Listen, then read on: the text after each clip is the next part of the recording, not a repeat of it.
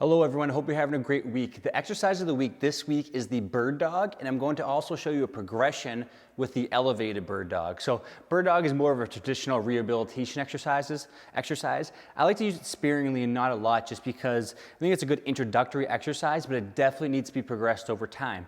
But in this video today, I want to go over some of the key points of the bird dog because a lot of people, especially if you're looking at magazines, Instagram, depending on where you're following along, are doing this exercise very improperly. So we need to make sure we focus on the key things first to get a good foundation to then put harder exercises and variations on top of that. So when we look at the bird dog is a core stabilization exercise. So we're going to actually set up in this quadruped position. Quadruped simply means on all fours.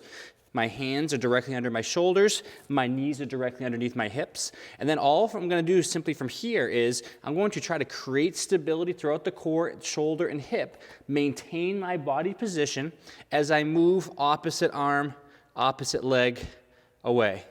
I can go away, I can come down, touch together, I can continue to do repetitions on that side, or I can alternate the opposites every single repetition. Biggest thing you want to focus on is how you're setting up for this exercise. We don't just get down and perform the exercise. It's almost like there's a series of steps or a checklist to make sure you're in the proper position.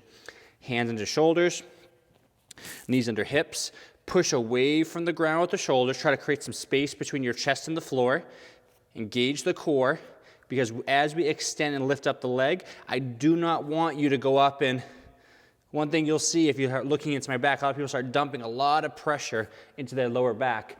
We do not want to arch through the back here.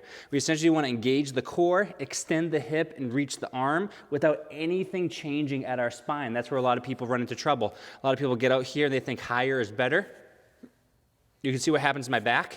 I'm really overly arching my back. At that point, we are no longer maintaining stability. We are extending the hip so far that we're getting a lot of arching or lordosis at the lower back. So to see this exercise perform properly, push away from the ground, gauge the core, try to set here, almost like you could punch here, there's some tension. And then as I extend, only extending as far as I need to maintain a flat back. I'm not trying to go as high as possible. I'm respecting my limits for my body. And I'm going through the range of motion. I typically do not, and I don't actually recommend to a lot of people to come under, because that's just doing the opposite, right? We're trying to maintain stability throughout the spine and the core. The more I go to the extremes, the more my back overly changes position. So stay in a healthy middle ground of this one. Pushing away from the ground, engage the core, reach, under.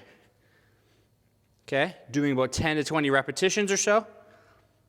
But trying to keep yourself as still as possible.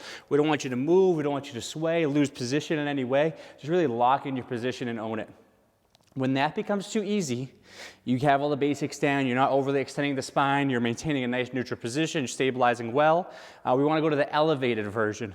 So for this, we just simply elevate the knees off the ground. You'll notice immediately the demand of this exercise jumps up greatly. So I actually, on this one, recommend to a lot of people, bring your hands a little bit closer together because that will help us create a better base. Wider knees, closer hands. And then from here, what I'm going to do is I'm going to elevate my knees off the ground, gauge my core, push away with the shoulders, opposites, and back. A lot more stress shifts into the hip and the quad to assist and stabilize you. But you can see now, instead of having my hand, my knee, and my foot on the ground, I have my hand and my foot, which makes it a lot harder to stabilize and control that position. So that's a couple of exercises, the bird dog and its variation, the elevated bird dog, which are two very good exercises to play around with.